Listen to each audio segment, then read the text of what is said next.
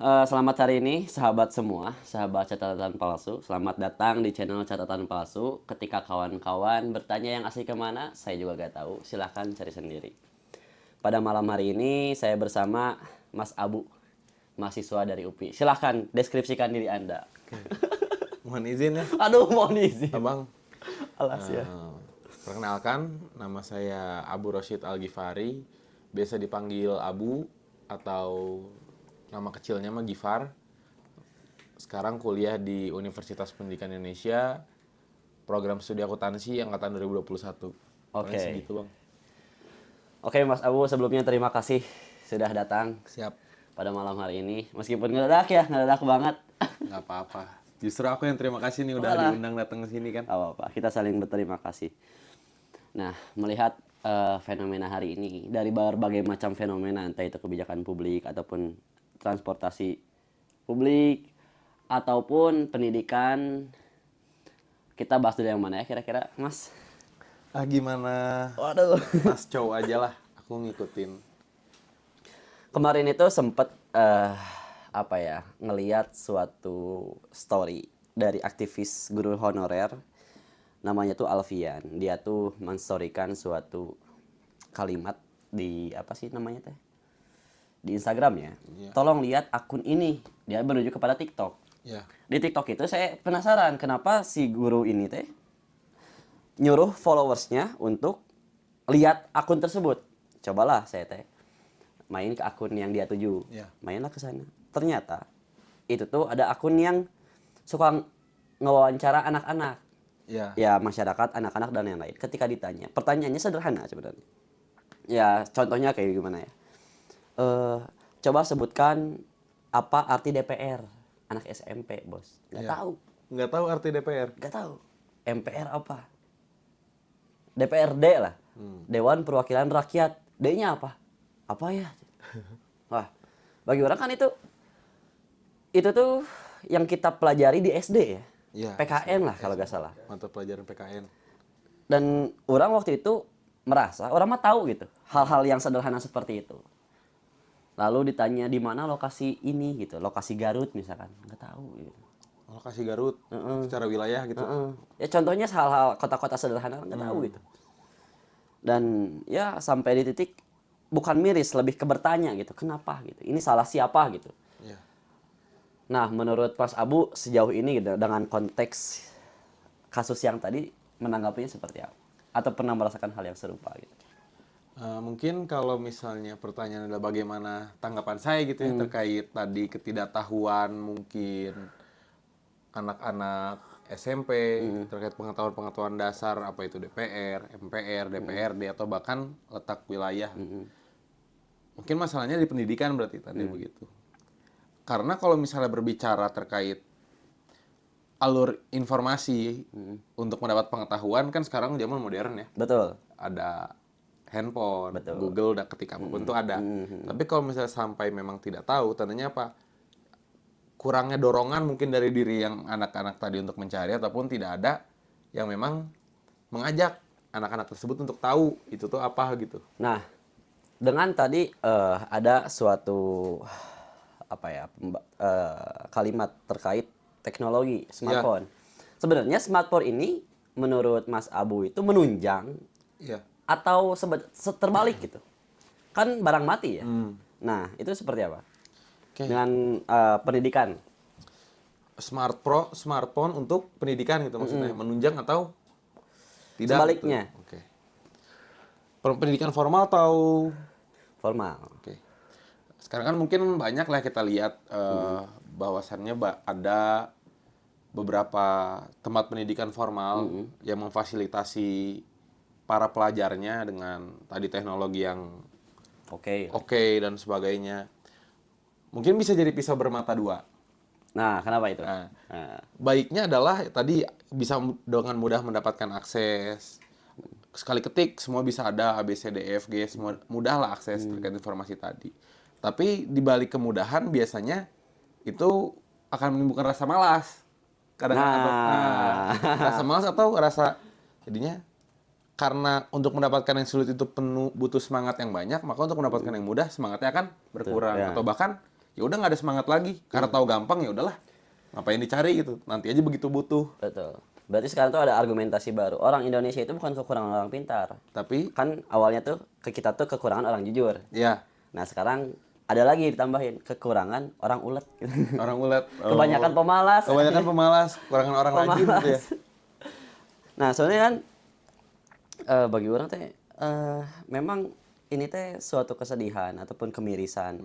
Terus apakah orang teh salah sebagai misalkan atau ya orang teh masih mencari ini teh salahnya di mana, salahnya siapa, harusnya gimana, apakah sistem pendidikannya yang salah ataupun cara gurunya yang salah mengajarkan atau memang anak-anaknya yang salah atau teknologinya yang salah gitu.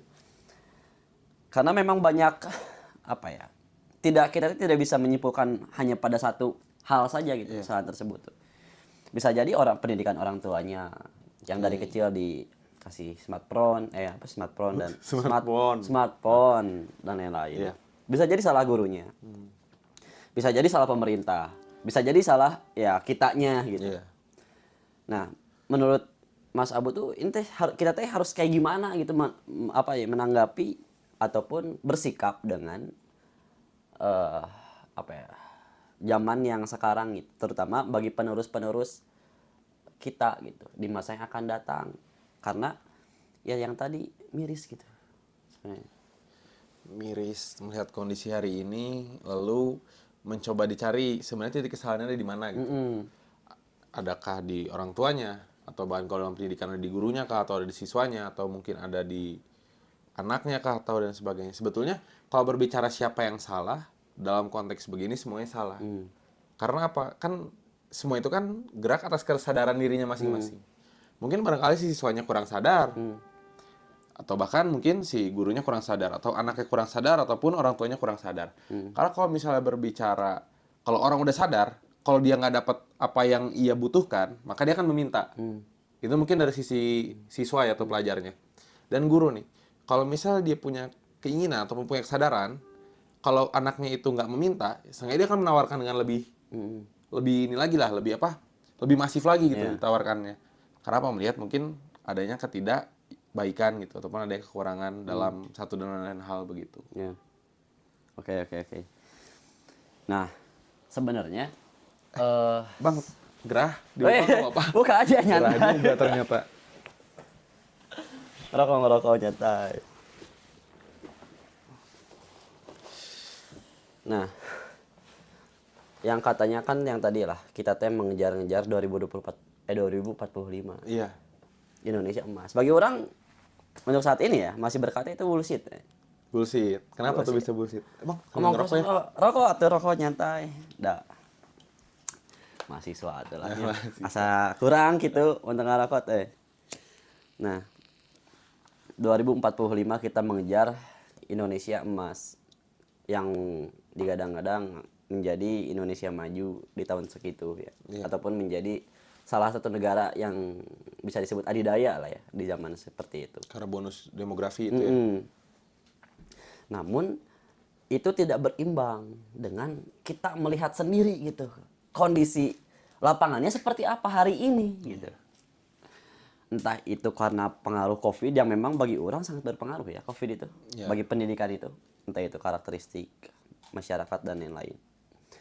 Nah, terlepas daripada itu, faktor penunjang kan adalah pendidikan ya. Faktor penunjang dari Indonesia unggul ataupun Indonesia emas. Yang sama mahasiswa itu di satir-satir itu, dibuat satir Indonesia cemas, Indonesia gemas, Indonesia lemas. Iya, lemas. Ya karena hal ini tuh menjadi suatu ketidakpercayaan gitu. Nah, kalau Mas Abu sendiri yakin gak sih Indonesia emas gitu dengan kondisi saat ini ya akan terjadi? Pertanyaannya adalah yakin atau enggak akan Indonesia emas begitu ya? Untuk saat ini, kondisinya saat ini. Kalau melihat kondisinya hari ini, maka keyakinannya kecil. Ya. Tapi karena kan 2045 itu kan masih panjang. Masih bisa dirubah lah, masih bisa diperbaiki. Dan semoga keyakinan kita yang yang digembor-gemborkan terkait Indonesia Emas 2045, semoga ini bukan hanya menjadi keyakinan yang tadi diyakini atau tidak diyakini, tapi apa bisa membentuk sikap seseorang. Maksudnya sikap seseorang begitu dia yakin akan wah Indonesia Emas 2045. Setelah dia yakin, toh dia harus memantaskan dirinya. Ya, betul. Gitu. Entah mungkin Mas Co atau aku sendiri gitu. Kalau pengen 2045 Indonesia Emas, ya kita sama-sama saling berubah gitu dari dirinya masing-masing dulu. Iya, betul. Semoga tadi kalau pertanyaan yakin atau tidak, ya kalau melihat kondisi hari ini ya kurang yakin, tapi mencoba untuk yakin. Kenapa dengan ya sama-sama saling merubah lah satu sama lain begitu. Betul, betul, betul. Nah, Mas Co, nyantai. Dengan kondisi hari ini, kondisi ya pendidikan yang tadi sebenarnya kalau Mas Abu sendiri memandang pendidikan hari ini gitu. ya Apa sih kelemahannya gitu? Bukan kelemahan lah kita sebut, kebobrokan lah dari pendidikan hari ini gitu. Entah itu dalam skala sistem pengajaran dan lain-lain gitu. Oke, nah, saya dari Kampus Pendidikan ya. Ya, Kampus Pendidikan itulah. Indonesia. Tapi kebetulan program studi saya bukan program studi pendidikan. Kalau bisa jawab secara jeli atau sesuai dengan ya yang kompleks lah gitu kurang juga karena kan Nggak apa-apa. program studi akuntansi. Cuman menurut saya kalau melihat sistem pendidikan hari ini kurangnya di mana? Kita ini kadang dikasih sistem yang bagus, tapi kita belum sanggup menerimanya gitu. Oke, misal sekarang dengan pendidikan modern, dengan yang tadi pakai fasilitas, pakai ya alat-alat yang sangat-sangat memadai ya. Tapi kadang kualitas sumber daya manusianya itu belum bisa memumpuni pakai hal yang tersebut tuh. Jadi tadi kadang sistem pendidikan ini selalu lonjak tinggi naik kelas, tapi sumber daya manusianya belum kuat gitu. Jadinya apa? Ya tadi secara fasilitas oke, tapi efektif dan efisien nggak? Ternyata kurang gitu. Malah lebih cocok untuk menggunakan sistem yang konservatif gitu ya. Boleh jadi begitu. Boleh jadi begitu. Karena kita tidak siap. Kaget Iya, lah ya. Kaget. Acik. Tiba-tiba ada AI gitu. Nah. Tiba-tiba ada ini gitu. Nah, dan mungkin satu ya, kalau misalnya tadi, lalu bagaimana jika kualitas sumber daya manusianya belum memadai dengan misal sistem pendidikan ataupun fasilitas pendidikan yang sekarang lebih modern? Sebetulnya kan bisa bertahap dirubah. Jadi jangan terbiasa untuk, ayo paksain. Oke, jika memang harus menjadi lebih modern, oke, tapi apa? Secara bertahap. Diberikan penjelasan dulu, pemahaman dulu. Dan kalau bisa jangan langsung berubah secara 100%, dirubah dari 10% dulu, masuk begini begitu. Jadi biar nggak Bertahap kaget. Iya, bertahap. Nah, kalau Mas Abu sendiri keresahan secara pribadi lah ya, secara pribadi terkait fenomena kita masih dalam ruang pendidikan. Fenomena pendidikan hari ini apa sih gitu? Secara pribadi gitu ya.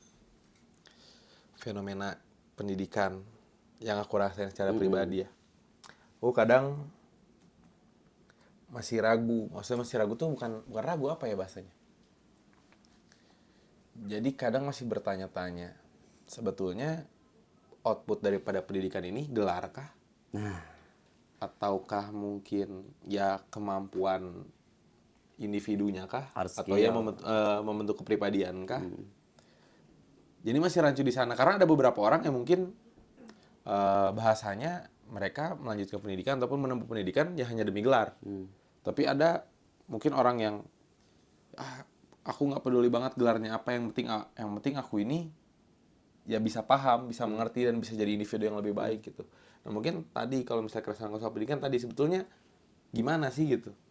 iya betul. Kita cari gelarnya kah atau cari tadi soal kemampuannya kah? Karena kalau dari Mas Co gimana kalau kayak gitu? Kita belum bersepakat terhadap orientasi pendidikan itu harus seperti apa. Ada yang ingin gelar, ada yang ingin ini, ada yang ini dan lain-lain. Yang pertama misalkan tolak ukur kecerdasan ataupun kerajinan seorang kan masih dari IPK gitu. Iya, betul. Hanya dari selembar kertas, Bos. Kita kamu IPK-nya 4, ini pintar, ini rajin dan lain-lain. Salah tidak? Karena kan itu sifatnya kuantitatif ya. Tapi bisa jadi kalau diurang kalau belum bayar UKT itu tuh nggak bisa ikut UTS, Nggak bisa Bos. ikut UTS. Oh, Kalau misalkan belum bayar UKT ya. iya. Ataupun UAS. Bisa jadi orang teh cerdas nih. Orang teh cerdas, tapi belum bayar UKT. nggak ikut UTS, IPK. Job anjlok. Tapi dengan pola pikir yang tadi berarti orang teh bukan orang cerdas, orang teh bukan orang rajin. Ya itulah. Jadi tolak ukurnya teh masih kuantitatif gitu. Hanya sekedar angka-angka dan gelar saja gitu. Gelar semata gitu. Dan selalu bertanya-tanya kenapa demikian, kenapa sih orang-orang teh melihat suatu kecerdasan seseorang itu dari IPK. Nah, itulah yang menjadi keresahan dari orang pribadi terhadap bagaimana masyarakat itu melihat kecerdasan seseorang, bagaimana perusahaan-perusahaan ini menerima. Dan memang masih bertanya-tanya sebenarnya orientasi pendidikan itu apa? Membentuk karakteristik pribadi, kepribadian, membentuk apa sih? Gelar yang tadi, gelar ataupun menciptakan para pekerja bergelar gitu. Atau menciptakan para pemikir gitu. Seharusnya kan orang sebagai mahasiswa teh diciptakan untuk menjadi orang-orang yang berpikir gitu ya. Orang-orang berpikir. Orang yang berpikir itu pasti produktif, bukan konsumtif gitu. Bukan menjadi pengikut. Istilahnya ya, menjadi founder, pemimpin, ataupun pencipta sesuatu gitu. Tapi orang rasa teh nggak demikian gitu. Hanya menjadi pengikut saja gitu. Let it flow dan lain-lain. Tapi kalau misalnya saya lihat kan Mas Chow tadi sedikit rada kontra ya soal ya kuantitatif tadi, soal angka, soal nilai. Lalu nih pertanyaannya, kadang saya bingung juga. Kalau coba kita singkirkan sedikit soal angka, soal IPK, soal IP, lalu yang menjadi standar, nah itu apa? Tes kah? Atau apakah? Sedangkan kan sekarang kalau misalnya pengen daftar di perusahaan ya, seorang Cikarang itu banyak pabrik lah, minimal IPK segini, minimal IPK segini. Nah Itu kan dibuat jadi standar. Nah harusnya digeser dengan hal yang kayak gimana tuh yang kayak gitu tuh? Nah, orang juga masih bingung. Karena di sini kita adalah Surabi. Apa tuh Surabi? Suara rakyat bingung. Suara rakyat bingung. Ya, jadi yang pertama, kerja lapangan pekerjaan syaratnya SKCK umur maksimal 27 tahun, ijazah SD, SMP, SMK. Iya. Dan tek-tek bengekna lah. Mendengar dari beberapa kasus di negara luar, ternyata nggak seperti itu. Yang orang tahu ya. Gimana tuh Mas Chow? Ya mereka tuh penilaiannya bukan nggak harus ribet fotokopi KTP, SKCK dan lain-lain. Ya lu bisa kerja ya, kenapa enggak gitu? Meskipun gini ya, kita coba studi kasus. Ente sebagai bos, ada 2 orang yang melamar gitu. Yang satu benar-benar bisa menggunakan kamera misalkan untuk menjadi tim dokumentasi, yang satu nggak bisa ataupun kurang bisa menggunakan kamera, tapi IPK-nya 4. Tapi IPK-nya 4. Untuk menunjang kebutuhan ente sebagai bos dalam media kreatif, ente lebih milih yang mana? Kalau saya pribadi milih yang tadi bisa benar-benar pegang kamera. Ya itu, proporsional berarti kan. Benar. Tapi memang kan yang sifatnya kualitatif seperti yang tadi itu kan sulit ya. Maksudnya membutuhkan waktu yang cukup lama lah ya. Daripada angka yang udah, ini angkanya segini berarti kelasnya kelas 1, ini angkanya segini kelas 2 dan lain-lain. Tapi yang untuk hal yang sifatnya kualitatif misalkan harus diwawancara dulu. Harus dites dulu, harus praktek dulu. Biar kita tuh benar-benar mengetahui gitu. Seperti itu. Itu udah proper ya sebenarnya ya. Proper. Memang kendalanya sebenarnya kita tuh standarnya tuh harus seperti apa? Ordal kah gitu. Dan orang pun bingung sekarang masuk kerja teh, maksudnya teh apakah memang orang teh butuh orang dalam gitu ya untuk kikieuan teh gitu. Menyambung hidup hari per hari itu gitu. Karena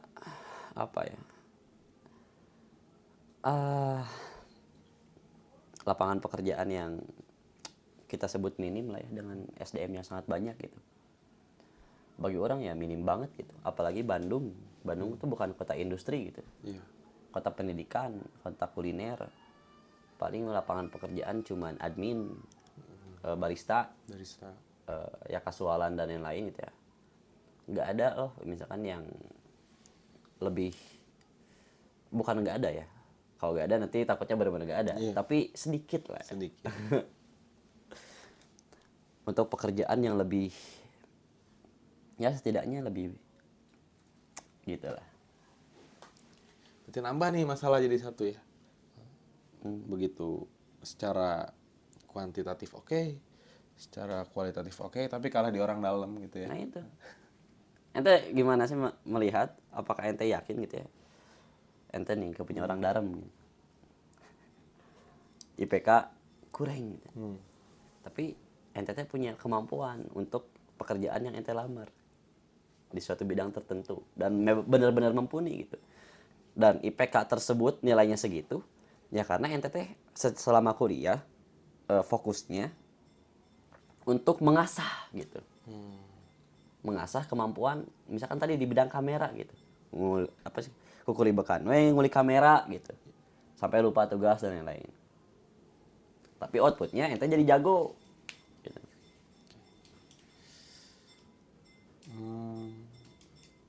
Kalau aku ya, kita coba urai lah satu-satu. Nilai, Nilai, kemampuan, kemampuan, dan orang dalam. orang dalam. Sebenarnya itu kan bisa dibagi jadi 3 hal yang berbeda. Kalau misalnya angka ini berbicara tanggung jawab mungkin, karena kan berurusan dengan administratif tuh nilai itu, berbicara tanggung jawab. Lalu kemampuan adalah berbicara bagaimana kita belajar, bagaimana kita tekun lah, bagaimana kita mencari ilmu. Yang terakhir mungkin orang dalam, mungkin sangat potnya bisa dikaitkan dengan kepercayaan nggak sih? Maksudnya kepercayaan tuh mampu dipercaya atau enggak nih orang. Jadi kadang kan kenapa orang ambil orang dalam tuh, ya mungkin dirasa oh ini orang bisa lebih dipercaya nih, gitu. Kalau gitu salah nggak berarti orang dalam? Kalau misalnya alasan kenapa kamu ambil orang dalam? Karena kayaknya dia lebih bisa dipercaya dibanding orang yang mungkin ada di luar sana gitu. Kenapa saya ambil yang dekat aja? Karena kayaknya ini bisa dipercaya deh. Kalau pertanyaan gitu gimana? Sebenarnya nggak salah gitu ya. Tapi bagaimana nasibnya orang-orang yang nggak punya ordal gitu. Orang dalam tadi. Ya tadi dia harus mengemas dirinya agar mampu dipercaya. Dipercaya ya? Oke. Bingung ya? Apa tadi Kak apa? Kusup apa? Hah? Suara. Surabi. Surabi, suara rakyat bingung. Gitu. Karena rasanya ini teh orasi. Orasi itu apa teh? Orasi teh? Anjir, orang apa deh? Obrolan rakyat biasa. Obrolan. Orang ge poho. Orasi. Tak apalah. Itu sih terkait pendidikan hari ini. Terkait misalkan bukan hanya pada pekerjaan di masa yang akan datang. Namun pada sistem pendidikan yang tadi ataupun output pendidikan yang kita tahu bersama secara di lapangan dan katanya kan sebenarnya seperti ini. Kenapa tadi orang bilang terlalu kuantitatif? Misal ini ya. Presiden Jokowi pidato. Hari ini tahun 2024 Indonesia sangat bangga memiliki peningkatan sarjana 200%. Yang asalnya 100 juta sarjana menjadi 200 juta sarjana per tahun ini. Tapi dengan hal itu akan timbul pertanyaan baru. Emangnya kualitasnya sama? Oh iya. Kebanggaannya hanya pada hal yang sifatnya angka saja. Gitu. Bagi orang percuma ketika orangnya banyak. Tapi kualitasnya nggak ada gitu. sepakat. Misal dari 10.000 mahasiswa yang kasus pertama yang sebelum naik 100%, misalkan asalnya 100 juta mahasiswa yang berkualitasnya cuma 10.000, naik 200 juta, tapi yang kualitasnya tetap 10.000. Sama aja bohong berarti. Sama aja bohong. Ada pernah di India itu tuh orang ngeliat channel YouTube sepulang sekolah di India, gelar S1 dan S2 itu hanya bisa jadi office boy. Gelar S1 S2 nya bisa jadi. Saking tidak berkualitasnya pendidikan gitu. Jadi ketika kita mengejar hanya gelar-gelar saja dan kita sepakat ketika seluruh mahasiswa Indonesia sepakat, oke, kita yang penting gelar, ya akan jadi seperti India. Ente mau misalkan gelar S2, susah ngelamar kerja tetap ya. Nanti ditingkatin lagi S3. S3-nya gampang lah S3 mah gitu. Orang-orang banyak S3. tetap aja susah gitu. Dan misalkan nanti profesor, banyak yang profesor ini, Iya. gitu lagi gitu. Karena terlalu dimudahkan gitu. Bukan kita minta dipersulit, tapi terlalu apa ya? Namanya teh tidak apa ya? Si standarnya teh tidak sama. Kebayang, misalkan standar pendidikan di Indonesia sarjana lulusnya sama semua dari Sabang sampai Merauke. Orang yakin yang misalkan standarnya kita menggunakan standar UI lah, Iya. ataupun standar UPI lah, yang lulusnya Mungkin akan lebih sedikit. lebih sedikit gitu. Tapi kan kita setiap kampus standarnya beda-beda. Orientasi pendidikan di kampus UPI beda. Mau melahirkan para apa? ITB beda, Unpar beda. Misalkan ITB pengen jadi teknokrat gitu dan lain-lain. Tapi kebayang kalau kita disamakan standarnya gitu. Nah sekarang pertanyaannya, apakah standar seorang sarjana atau S2 S3 itu adalah bekerja? Nah, nambah lagi kan masalah. Kan kalau misal gini, kalau pertanyaannya, kalau misalnya tadi ada 200.000 sarjana baru, lalu nanti sama kayak di India gitu, S2 S3 tapi hanya jadi seorang office boy. Pertanyaannya, emang wajibkah seorang sarjana itu memilih untuk kerja gitu? Kan mungkin barangkali pikiran seorang sarjana atau pikiran seorang yang kuliah di kampus barangkali bukan lagi bekerja di perusahaan ataupun bekerja menjadi bawahan atau menjadi seorang akademisi, menjadi seorang pengusaha bahkan atau yang menjadi seorang ahli. Tapi yang nggak selamanya di dalam suatu perusahaan begitu. Kalau begitu bagaimana? Nah, kembalikan lagi. Kita tanyakan ke orang-orang terdekat ketika lulus. Kebanyakannya pertanyaannya ketika lulus, Pada mau mau kerja di ngapain? mana? Iya benar. Kita tidak bisa munafik lah. Maslow itu udah ngejelasin lah hierarchy of needs itu. Kita tuh tidak mungkin bisa mengakselerasikan diri kita sebelum kita beres permasalahan fisiologis, permasalahan perut. Men. Pasti, kerja mah mau sambil kuliah juga tenan naon sebenarnya. Tidak harus terpaku. Oh ini kudu lulus lah kari-kari kan tidak ya. Bisa part time ataupun bisa full time mengambil kelas karyawan dan lain-lain.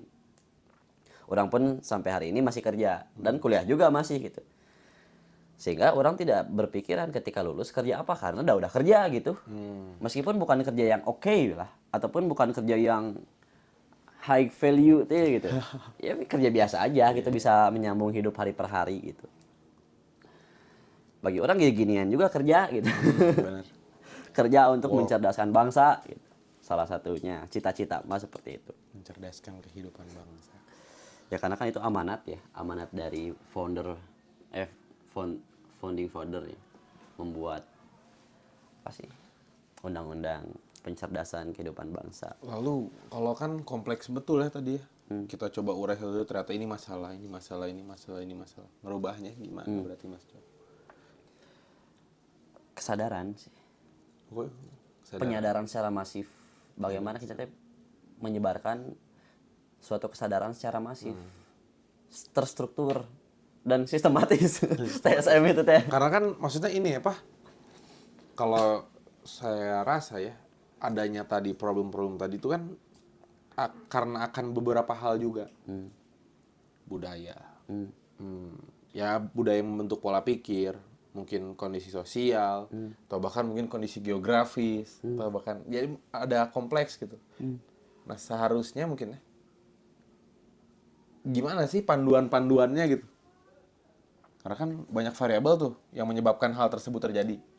Kan harus dipecahkan tuh variabel satu-satu kan. Ya, kita urai hal yang dalam kendali kita berarti ya. Selain daripada kebijakan publik yang sangat-sangat jauh bagi orang, kebijakan publik ataupun teknologi yang bahkan itu bukan dalam kendali kita. Ya, kita mah bisa mengendalikan diri kita sendiri, misalkan sadar gitu. Dan menyebarkan kesadaran kepada ruang ataupun kepada teman-teman sekitar. Bahwasanya hari ini kondisinya seperti ini loh gitu. Jangan merasa baik-baik saja. Bagi orang merasa baik-baik saja itu adalah ketidakbaikan gitu. Merasa tenang saja adalah masalah bagi orang. Karena setiap detik kan orang-orang sadar itu setiap detiknya tuh akan merasa tidak bingung Oh. dengan kondisi hari ini ataupun apa yang harus dia kerjakan gitu. Sehingga akar permasalahannya adalah moralitas kita ataupun nilai-nilai moral dari kecil, pendidikan moral gitu. Nah, orang diajarin pendidikan moral bukan yang secara eksplisit itu hanya di kuliah. Gitu. Kan SD itu general ya. Ya. Banyak matkul apa sih? Mata pelajaran, mapel berarti ya, mapel mata pelajaran. SMP masih general. Orang waktu itu SMK mulai eksplisit. Nah, sekarang kuliah eksplisit kembali dan ada pembentukan karakter dan lain-lain lah. Entah itu prinsip-prinsip mahasiswa yang tadi apa sih, agent of change dan lain-lain. Harusnya bagi orang ya, agent of change dan lain-lain itu ditanamkan ketika SD. Iron Stock, STM, Guardian of Value. Coba ya, misalkan 5 prinsip mahasiswa tadi ditanamkan semenjak SD, bos. Dan bukan hanya diingat, Tapi diterapkan. tapi diterapkan. Wah. Jadi kita tuh terpaku hanya kepada mahasiswa saja terhadap 5 prinsip yang tadi. Padahal itu harusnya pendidikan moral dari awal ya. Moral force gitu.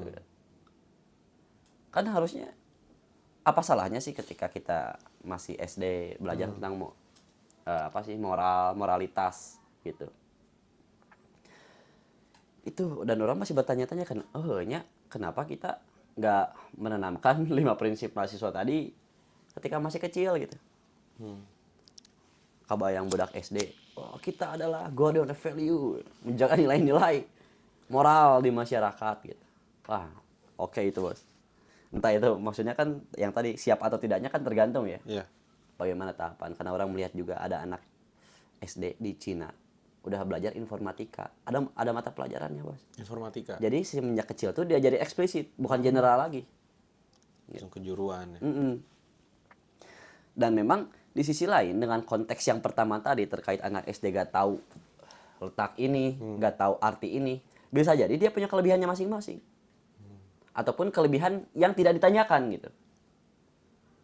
Misal, orang pernah lihat suatu video wawancara dengan orang-orang Jepang yang kita kenal. Orang-orang Jepang itu kan pinter ataupun secara intelektual tinggi dan lain-lain. Ternyata dia gak tahu letak Indonesia. Negara yang dia jajah gitu. Jadi mereka nggak tahu, taunya Bali gitu. Dan mereka kira Bali itu negara terpisah dengan Indonesia. Sehingga meskipun yang tadi adalah bentuk kekerasan secara general, di pikiran lain orang ngerasa mungkin ada kelebihan yang tidak ditanyakan gitu. Di Indonesia ini. Sama pewawancara yang tadi. Kalau misalkan dia menanyakan kelebihannya, pasti dia mungkin menjawabnya oke sih bagi orang. Misalkan siapa hero yang bisa berubah jadi mobil? Johnson. Iya. Oke. Jadi kebetulan pertanyaannya bukan yang dia kuasai gitu ya. Jadi terlihat. Ya, misalkan orang anak Ilkom ditanya tentang akuntansi kan orangnya bingung gitu. Bisa jadi anak SD yang tadi Bisa lebih seperti paham. itu. Gitu. Kondisinya seperti itu. Tapi kondisinya kan SD itu general. Pasti diajarin apa sih arti DPRD gitu. Iya. Masa nggak tahu. Nah, terkait yang tadi pendidikan, entah itu moralitas, bagaimana kita menguraikan satu persatu apa yang harus kita uraikan ataupun kita pecah masalahnya. Sebenarnya memang secara jujur orang masih bingung. Apa sih yang harusnya, yang dahulu harus kita bereskan. Bagi orang, ya yang tadi sih masih dalam konteks kesadaran gitu. Kesadaran. Orang-orang berkesadaran. Menurut Ente apa? Apa sih yang harus kita mulai duluan gitu? Kesadaran akan, ya betul sama konteksnya masih kesadaran. Ya tadi kesadaran akan dia siapa, apa tujuan dia. Ya gitulah, mungkin dalam konsep penguatan ideologi, gitu-gitu gak sih kayaknya. Bicara tentang, ya betul, kesadaran yang tadi. Penanaman ideologi, bukan hanya sekedar dikte ya. Tapi bagaimana kan, ya kita anak SD didikte lah, orang baheula gitu, didikte. Itu apa yang guru tulis, orang tulis, gak tahu dia ngomong apa, tulisnya gitu. karena didikte. Nah, terkait ideologi. Seharusnya secara ideal menurut Mas Abu itu kita belajar ideologi itu semenjak kapan? Apakah dari kecil atau jadi mahasiswa baru kita belajar tentang ideologi? Ya, sebenarnya ideologi kan bahasa yang cukup berat untuk dikatakan ke anak SD lah ya. Ya. Dan mungkin kalau zaman aku dulu berbicara ideologi adalah berbicara mungkin PKI, komunis dan sebagainya kan. Sebetulnya lebih ke sikap hidup. Benar nggak sih? Sederhananya. Sederhananya sikap hidup. Ya kita belajar dari kecil dibina sama orang tua sebenarnya ya untuk tadi menanamkan sikap hidup yang bagus itu seperti apa sih? Ntar akan selalu berkembang seiring berjalannya waktu. Semakin dewasa, sikap hidup kita akan semakin kompleks, semakin banyak, atau bahkan semakin berat. Pilihan-pilihan terkait kehidupan tadi semakin banyak dan semakin naik kelas, maka tadi semakin kita besar, semakinlah banyak orang yang ya peningkatan kualitas, kerumitan ideologi itu bertambah. Dari yang dulu mungkin sikap hidupnya adalah menjadi seorang yang main PS di rumah atau yang main bola di lapangan, semakin tua kan beda tuh pasti, lebih kompleks lagi. Betul. Gitu. Nah, tadi orang mengutip bahwasannya di lingkungan kita sering membahas tentang ideologi dan banyak orang berkomentar, wah ini berat nih. Orang pengen katakan, jangan pernah menormalisasi hal tersebut. Maksudnya apa? Ketika ada orang berbicara tentang filsafat, ideologi, ataupun hal-hal yang sifatnya akademis, kalian teh jangan bilang, wah berat. Please, normalisasikan gitu. Apa sih? Buatlah dialektika seperti itu tuh menjadi suatu hal yang normal. Pernah nggak sih? Maksudnya kita lagi diskusi nih ya, di beres kelas, ngebahas tentang filsafat lah. Oh berat. Kepala aku gak mampu. Misalnya. Oh iya, ada yang gitu. Sebetulnya kalau misalnya tadi menormalisasikan bahasan terkait filsafat dan lain sebagainya, itu kan berbicara mungkin keinginan dia ataupun ya dia punya kecenderungan nggak di sana. Tapi kan yang jadi mungkin pertanyaan utama, kalau seorang itu nggak mau membicarakan ideologi atau sikap hidup, maka bagaimana dia bergerak gitu kan? Ya oke lah, mungkin kalau masalah bahasanya adalah ideologi terlalu berat. Tapi berbicara ya sikap hidup atau berbicara kamu kalau begini gimana? Kamu kalau begitu gimana, kan lebih sederhana. Gitu. Tapi kan kalau berbicara ideologi, orang takut, orang was A B C D E F G gitu. BTW Gol ya? gol Indonesia. Indonesia. Kedengeran. Berapa berarti 21? Nggak tahu. Tadi 2-0 ya. Sikap hidup berarti bahasa sederhana dari ideologi itu selain daripada kan ideos dan logos ya berarti. Apa sih ideos teh? Ini mungkin bukan definisi ya, tapi lebih ya kayaknya serupa deh ideologi dengan Cara mempopuliskan bahasa lah ya biar lebih mudah. Jadi implementasi dari ideologi adalah sikap hidup. Betul. Gitu. Karena memang kan kalau kita bicara ideopostratak misalkan ya, ideologi, politik, strategi, taktik. Kan taktik itu adalah suatu sikapnya. Iya. Strategi itu ya pada akhirnya kan bagaimana pikiran kita tuh menciptakan suatu sikap. Iya. Sehingga output dari ideologi adalah yang tadi sikap hidup. Betul tadi. Jadi kalau misalnya bersikap tanpa didasari oleh ideologi yang berlandaskan pikiran, maka langkah yang diambil akan asal-asalan. Itu kan sebab akibat. Dari orang berpikir A, maka dia akan melakukan A. Dari orang berpikir B, maka dia akan melakukan B. Nah pertanyaannya, jika seorang tidak memikirkan apa yang ingin dia lakukan, dia nggak milih A, B, atau C. Ya udah wes serampangan gitu. Oke, pasti ada akibat daripada itu. Cuman apa? Ya dia tidak bisa mengendalikan dirinya gitu, nggak bisa mengendalikan sikapnya. Mengalir ke bawah, ke sana kemari. Begitu sih kalau menurut saya. Iya, betul, menarik.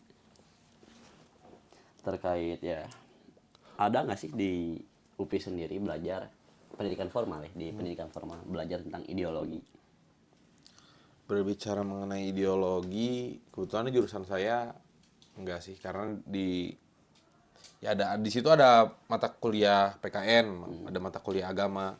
Ya mungkin itu diharap bisa membentuk kita di sikap ataupun ideologi seseorang. Persentase keberhasilannya untuk menciptakan orang-orang yang berideologi dengan mata kuliah seperti itu berapa persen? Ya 20 lah. 20 lah. Karena apa? Maksudnya yang pertama hanya hanya satu pertemuan, maksudnya bukan hanya 2 SKS selama satu semester tuh, dan nggak dilanjut lagi. Agama pun sama demikian. Tapi kan tadi karena mungkin saya ini di program studi akuntansi, maka ditekankan adalah ya udah, yang penting bisa akuntansi, mengerti akuntansi. Sebagai mahasiswa akuntansi, perubahan apa yang Mas Abu inginkan di masa yang akan datang? Oh jelas nggak mau ada korupsi lah. Karena kita kan baru bicara mengenai Itu transparansi keuangan, Itu dia. alur uang. Ya, berbicara dengan uang lah pokoknya akuntansi itu kan. Jadi apa? Nggak mau ada korupsi itu jelas. Pertanyaan selanjutnya, lebih banyak dapat ilmu di dalam kelas atau di luar kelas? Ilmu yang untuk apa dulu? Maksudnya ilmu-ilmu yang kayak gimana dulu? General. Ilmu secara general ya banyaknya dapat di luar ruang kelas. Tapi nggak bisa bohong juga, di kelas juga banyak ilmunya. Cuman kan kalau yang mungkin ilmu-ilmu yang biasa terpakai yang bisa digunakan ya ada di luar kelas. Yang dalam kelas ya kepakainya karena akuntansi ya kepakainya begitu lagi, belajar keuangan segala macamnya. Mungkin adalah beberapa penerapan nilai-nilai ataupun penerapan akuntansi yang bisa dipakai dalam kehidupan gitu. Yang harusnya ini adalah soal ekonomi, soal uang, tapi ternyata masuk juga ya buat diterapin di kehidupan sehari-hari gitu. Contoh tentang keseimbangan atau balancing atau soal transparansi sebagainya itu kan bisa dipakai jadi nilai hidup juga, bukan hanya terkait nilai yang tadi berbicara ekonomi dan keuangan gitu. Oke.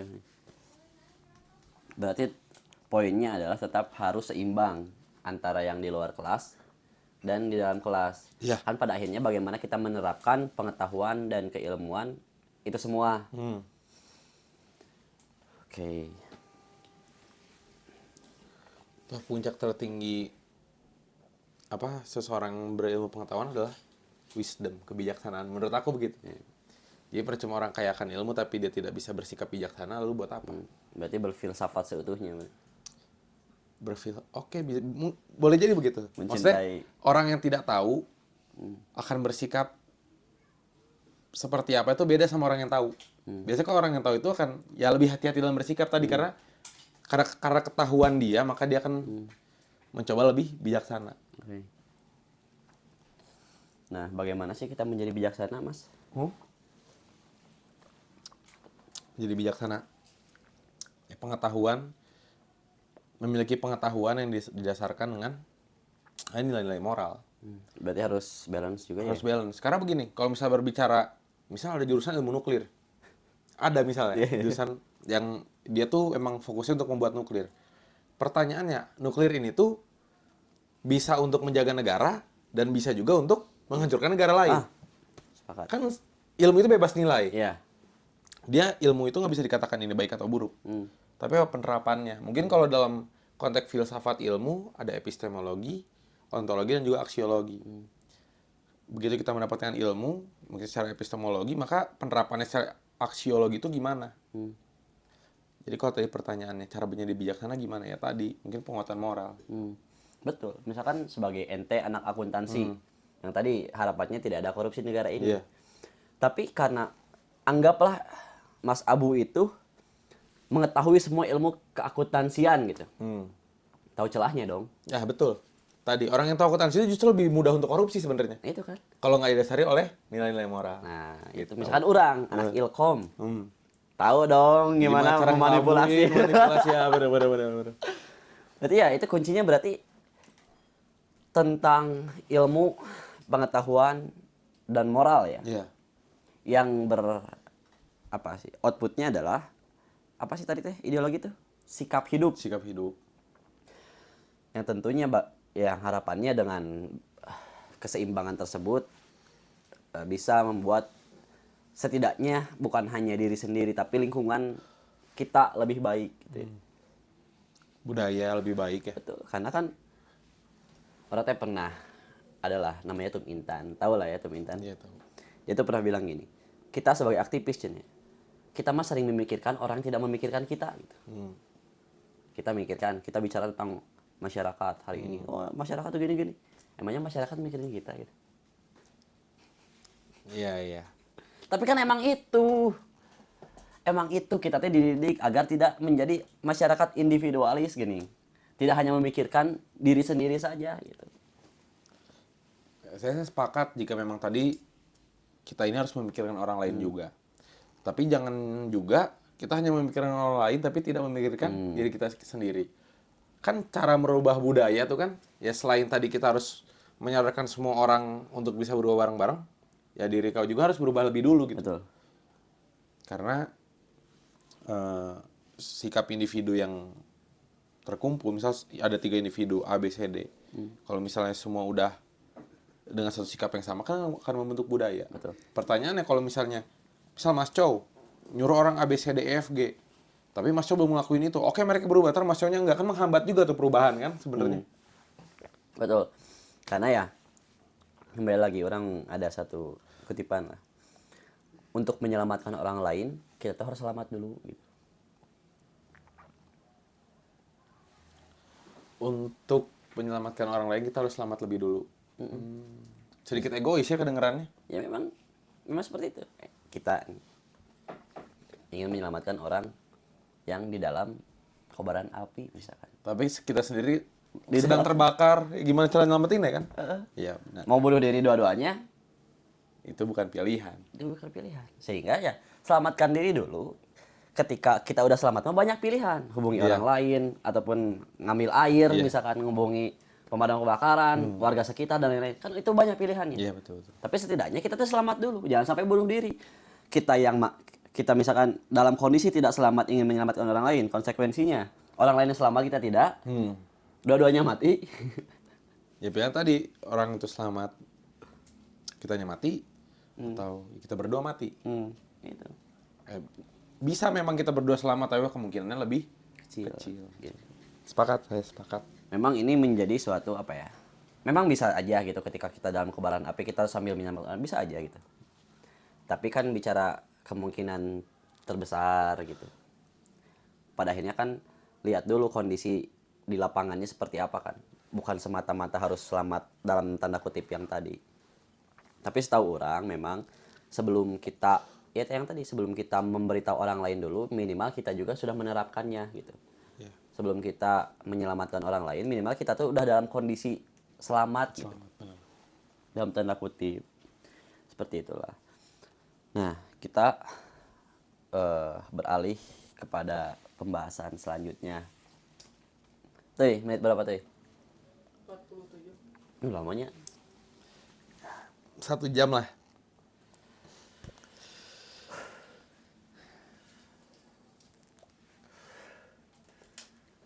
Pembahasan selanjutnya itu adalah terkait mahasiswa.